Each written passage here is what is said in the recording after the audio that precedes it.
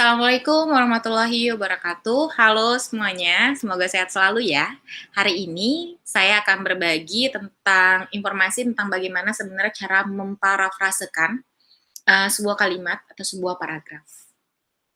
Ada satu software yang bisa, salah satu dari sekian banyaknya software yang bisa mendeteksi apakah sebuah tulisan ini itu terdetek plagiarism, mengcopy paste dari tulisan orang lain, atau tidak. Namanya Turnitin. Oke, Ibu ada salah satu contoh sebelum kita masuk ke pengertian apa itu parafrase. Ibu ada salah satu contoh dari tulisannya Ibu sendiri. Ini tulisannya Ibu dan tulisannya ini belum Ibu submit, namun Ibu cek dulu Turnitin. Apakah ada di tulisan yang saya buat itu terdetek plagiarism. Jadi di sini ada tulisan-tulisan nih, misalnya di sini dibilangnya nih, yang ada warna-warna ini berarti ini adalah terdetek nih, terdetek dari tulisan yang tadi nih. Sehingga Ibu harus perbaiki. Nah, terdeteknya seperti ini nih, 23% dari tulisan yang sudah Ibu tadi bikin itu terdetek plagiarism. Plagiarism dari mana? Nih, ada referensinya. Ada yang tadi ada 1, tadi ada nomor 6 tuh ya, misalnya tuh, nomor 6, oh dari sini nih, analisis metode use questionnaire pada website Ciputra Enterprise System, jadi di sini 1% nih sebesar plagiarismnya, gitu. Di sini, terus caranya kayak gimana untuk Ibu mengurangi 23% ini adalah dengan cara memparafrasekan tulisan yang terdetek plagiarism tadi. Seperti apa? Sebelumnya kita tahu dulu, plagiarism itu apa sih, Bu? Parafrase itu apa? Plagiarism itu kita mengcopy paste tulisannya orang lain, bukan dengan pembahasan kita sendiri. Sehingga kita hal yang seperti itu tidak boleh dilakukan. Sehingga kita harus mengubahnya di dalam penulisan itu dengan pembahasannya kita sendiri sebagai penulis. Namanya parafrase. Pembahasan sendiri itu namanya parafrase. Oke?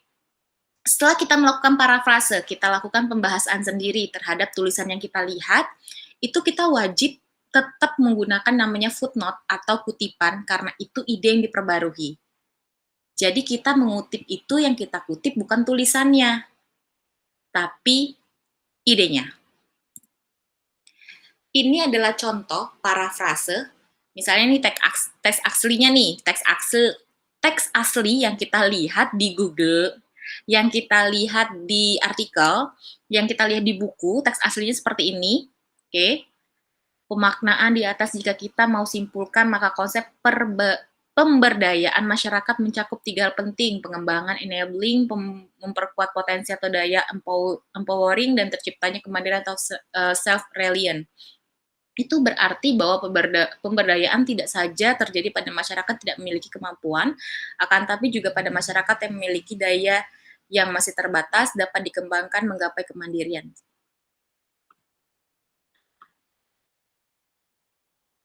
Jadi, terus kita copy paste, kita ganti nih pakai bahasa kita sendiri misalnya.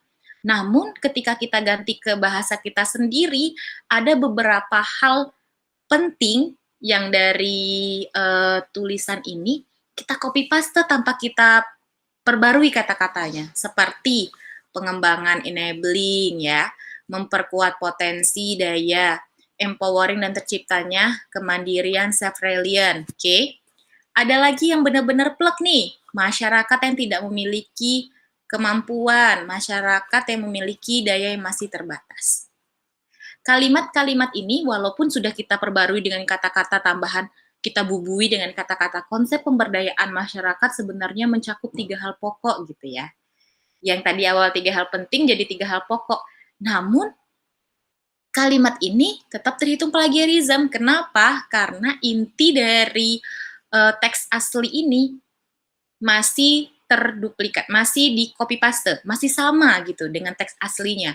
Pengembangan enabling masih sama nih ya dengan pengembangan enabling, memperkuat potensi atau daya empower masih sama, self-reliant masih sama, masyarakat yang tidak memiliki kemampuan nih masih sama. Oke, ini namanya plagiarism. Sampai sini Semoga adik-adik paham ya. Selanjutnya, kita harus memberikan pembahasan sendiri terhadap tulisannya tadi dibilang plagiarism ini. Kita ganti nih kata-katanya, jadi seperti apa, misalnya seperti ini. Pemberdayaan masyarakat sebenarnya memiliki esensi peningkatan kemandirian, oke? Peningkatan kemandirian masyarakat. Berdasarkan pemahaman ini, pemberdayaan masyarakat seharusnya tidak hanya berkaitan dengan golongan masyarakat tertentu, namun juga seluruh golongan masyarakat yang memiliki tujuan atau cita-cita mencapai kemandirian. Oke. Ide tujuan dari tulisannya sama, namun kata-katanya berbeda. Sampai sini bisa dipahami? Ibu rasa bisa ya? Nih, kalian bisa lihat ini, contoh parafrase plagiarism sama parafrase yang ini sangat berbeda. Dia menggunakan, parafrase ini menggunakan kalimat sendiri, pembahasan sendiri terhadap ide yang dia dapati dari teks asli ini. Oke? Namun, setelah diparafrase, apakah kita harus memberikan kutipan? Harus tetap memberikan kutipan. Karena kita tadi telah melihat ide dari teks asli ini, gitu. Suatu gagasan dari teks asli ini yang akhirnya kita rubah menjadi kata-kata kita sendiri. Parafrase inilah yang harusnya kita ada di dalam, misalnya kita membuat latar belakang, kita membuat tinjauan pustaka agar terhindar dari yang namanya plagiarisme. Contoh selanjutnya, misalnya teks aslinya adalah seperti ini. Use questionnaire merupakan alat untuk menilai usability gitu, melalui penilaian kepuasan pengguna melalui faktor kebergunaan, usefulness, kemudahan dalam penggunaan, easy of use, dan kepuasan atau satisfaction. Oke, ini sumbernya. Plagiarism-nya adalah ini. Use questionnaire adalah suatu metode untuk mengukur usability menggunakan paket questionnaire. Ininya padahal sudah rada berbeda ya.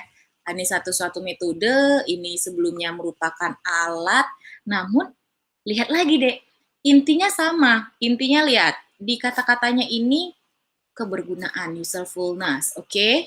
Dia sebutin. Easy of use, di sini juga sama, easy of use. Satisfaction, sama. Sehingga kalimat yang baru dibuat ini terdetek plagiarism karena sama plek-plek dengan teks aslinya yang telah tersubmit di Google. Teks asli yang dibuat orang lain sebelum-sebelumnya telah tersubmit di Google itu terdetek. Jadi tulisan yang kita bikin hampir sama dengan tulisan yang sebelumnya sudah terupload, disebutlah kita plagiarism.